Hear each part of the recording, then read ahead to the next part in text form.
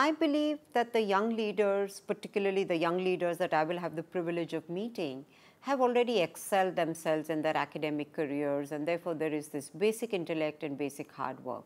So the attributes that I would really look for in their professional careers is really this passion to win. You can describe it in several ways: killer instinct, fire in the belly, but it is this huge desire to win and be the best in what you do. Another attribute that I think is absolutely essential, particularly in this new information and network age, is the ability to influence. The days of command and control structures where you did something because your boss asked it of you and you were answerable only to him are no longer relevant.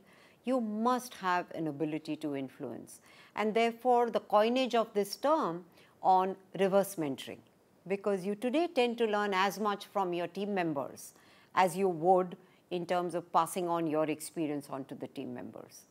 And the third attribute that I would value enormously is empathy. Your ability to empathize with your customer, the people who you are working with, the environment in which you are operating in. I think these are absolutely essential attributes which will enable each individual to realize that the companies for which they are working for have a purpose in the society, and what is it that they can do in terms of fulfilling that purpose in the society. One of my gurus and who made me what I am in my professional career has been Mr. K.V. Kamath, chairman of ICICI Bank. He never actually sat you down and kind of told you this is where your career is going, etc. He just threw challenges at you, challenges that you believed were impossible when he articulated them, but then when you achieved it, you had such a phenomenal sense of fulfillment that you could do it. So one of Mr. Kamath's greatest belief was pick up bright people, do not get influenced by their age, their academic background, the social strata from which they've come in.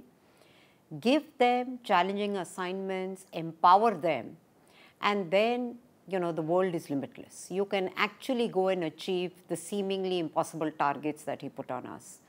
So in a very subtle way, he was encouraging a lot of diversity in the workforce without actually creating that as an agenda item to say, I want a diverse workforce.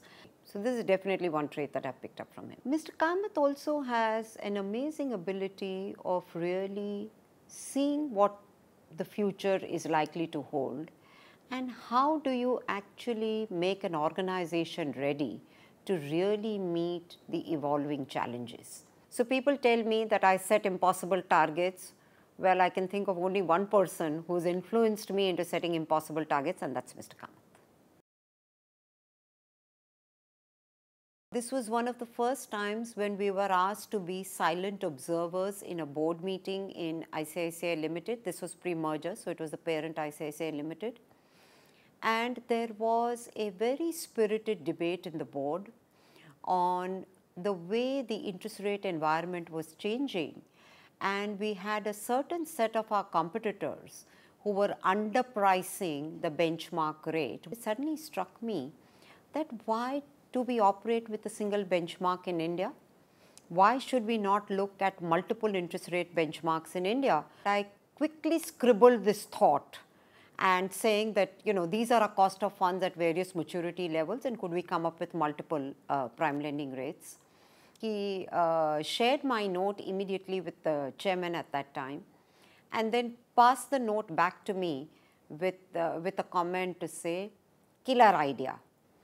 And he immediately articulated it to say, I just got a suggestion from the back, and believe it or not, at the end of that board meeting, we announced the creation of multiple benchmark rate, which was a key competitive strength for ICICI at the time. That truly was my eureka moment.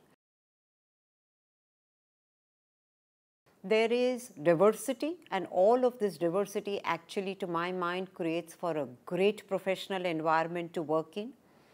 I think youngsters bring a whole lot of new ideas, new energy to the workplace. They can challenge status quo very, very effectively. So the slightly older generation bring the wealth of their experience. So you don't always need to live through every bad experience to figure out the right way of doing things. So it is a good combination, but once again, let's not stress on this divide. It may not be in the same vertical progression that they would have anticipated when they joined the workforce. So I think we are indeed blessed as women in India, not only to have this huge growth potential and therefore job opportunities, but also for the fact that we have such a wonderful support system. I can enumerate any number of such cases where women have actually done a vertical progression thanks to the support that they've received from their families. So I find that companies are increasingly very open to really encourage diversity. And whilst we tend to focus a lot on how this is benefiting the feminine gender, I think it also actually helps men quite a bit, because there are young men who feel they want to share the responsibility of parenthood. I was privileged to be a part of it last year. And one of my most lasting memories of that is maybe a couple of months after the program was over and we had selected the top 22 out of the thousands that had applied, I was sitting in a meeting and one of the members there, we were talking about how we should give youngsters an opportunity to take a challenging assignment. And this was being described to me as a young leader that was picked for going into one of the difficult countries that the company was contemplating a new business presence in, and they'd put him in charge of it. He said, yes, he is indeed quite young, and in some ways it was the ET Young Leaders program that actually identified the potential in this boy, and that's where we're putting it. It will culminate into a few, kind of getting recognized, but I think just the sheer experience of going through the process, going through the OPQ testing, going through the group discussions, having an ability to interact with some of the leading CEOs in the country in itself is a phenomenal opportunity. I, for one, really look forward to tracking the careers of as many of the people that I had the privilege of interacting with. So make the most of it.